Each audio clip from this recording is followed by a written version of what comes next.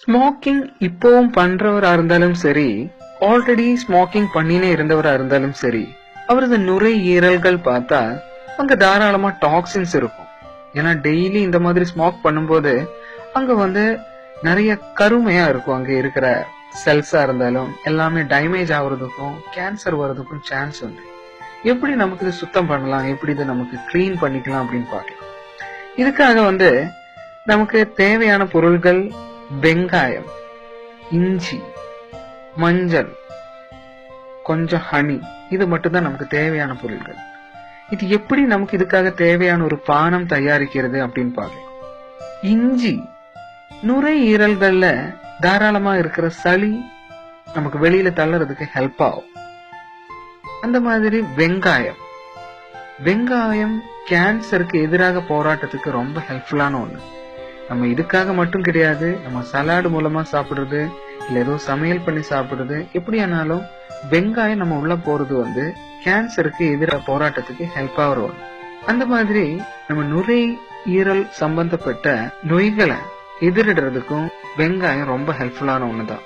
இனி நமக்கு தேவையான பொருள் மஞ்சள் தாராளமா வைட்டமின்ஸும் மினரல்ஸும் ஒமேகா 3 ஃபேட்டி ஆசிடும் இருக்குன்னு எல்லாருக்குமே தெரியும்.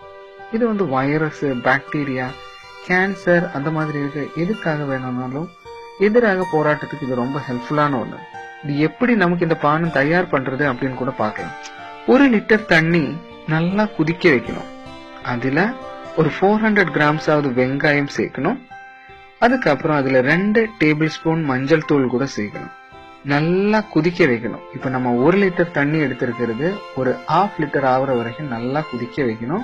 ஆறிய பிறகு அதுல இருந்து ஒரு 1/2 கிளாஸ் எடுத்து அதுல ஒரு 2 ஸ்பூன் தேன் கூட சேர்த்து நல்லா கலத்தி காலையில பிரேக்ஃபாஸ்டுக்கு அப்புறம் குடிக்கிறது நம்ம நுரையீரல்கள்ல இருக்கிற கருமையான நிறம், அங்க இருக்கிற டாக்ஸின்ஸும் வெளியில தள்ளுறதுக்கு ஹெல்ப் ஆகும்.